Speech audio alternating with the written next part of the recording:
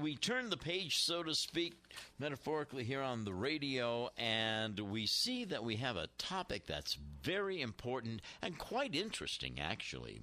Please welcome Alicia Racine. Alicia believes that women, especially, are ignoring one of the most important relationships in their lives. Let's welcome Alicia together, Casey. Nice to have you. Hi, good morning. Good morning. I hear you're having a lot of snow. Oh, Alicia. That's an understatement. Where are you located? I'm in Newton, so we've had enough snow ourselves. Is it snowing there now? It isn't. No. It isn't. But I'm assuming it will be soon. Yeah, we're getting a good whack of it. That's not the relationship, though, that we're going to be talking about, is it? Well, No. What do you do? I'm a psychoanalyst. I'm a psychoanalytic psychotherapist and a life coach. I also have spent most of my life as an actress, and I sang in the band Grand Army for many years. Oh, people like you are very popular at parties. I walk up to people like you and I say, what is my problem? Oh, God, yeah. Not enough time in the world. This party's only 2 hours, Phil. How interesting. You know what? I love your background because it sounds like you're doing everything you love to do.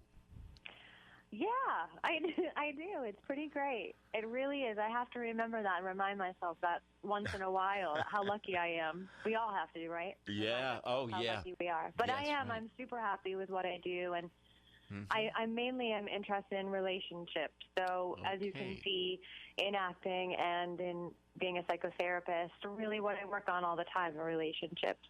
So are a lot of people unhappy with, let's say, their body image or their relationship with their body and then what goes into their bodies? Oh, absolutely. How so?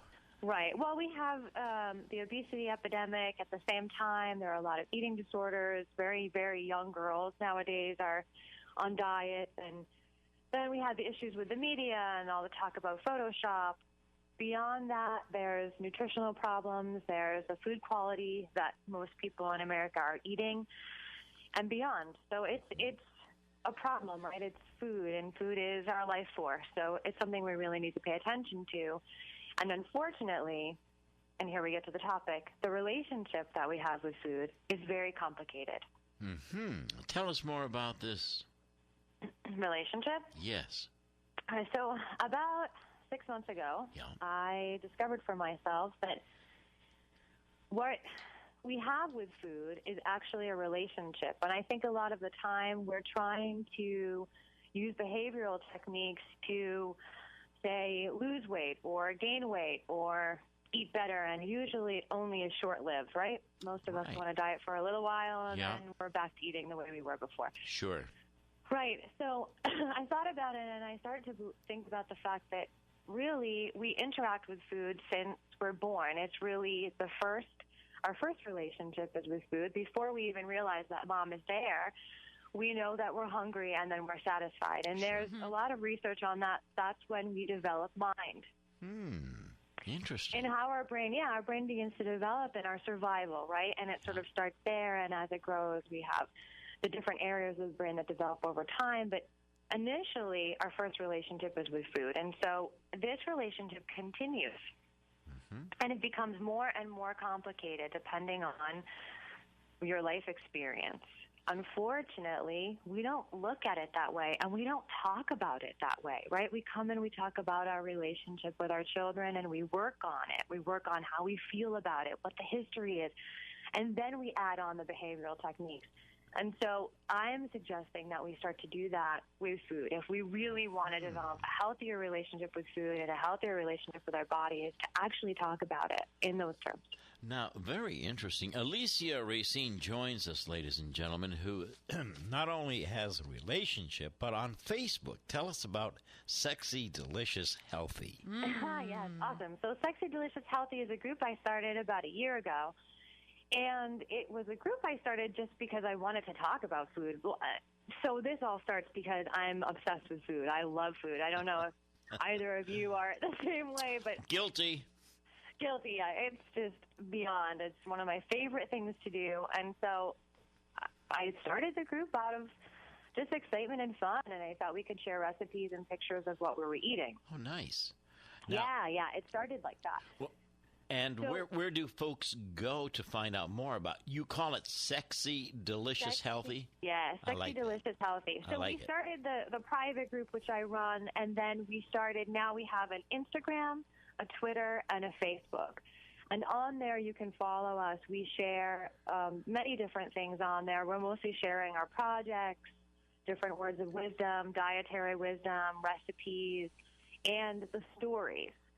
And this is really where the heart of the program is that at some point I decided that I was going to ask my private group if they wanted to talk about their relationship with food and if they'd like to share stories. So women started sharing about 500 words.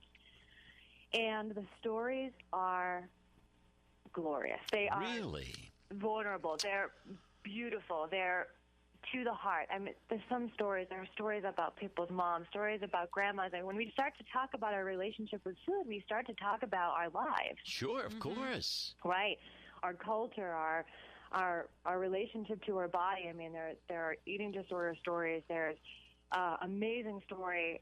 One really great friend who actually transitioned male to female and talked about learning how to eat as a man and then having to relearn how to eat as a woman based on our cultural standards. I mean, that's interesting, and it's beautiful. It's really, really beautiful. And so these are, like I said, we started to talk about our lives. And so we developed a book out of this, and we're out halfway through the book. And the book will share recipes because we love food and we want to share awesome, healthy recipes and talk about nutrition. And then it also shares the stories. And on our website, we have about 3 stories right now, and we're going to continue the process. And I'm hoping that more women, because a lot of women submit, but more women will submit stories, and we can just keep sharing. You know, I want you to give out your website information and all of your account information. We have a minute or so left here. Okay. So it's sexydelicioushealthy.com. Okay. And if you go on there, you can register. Okay. Now, I'm going to quickly say this because we only have a minute. Tonight is our first webinar.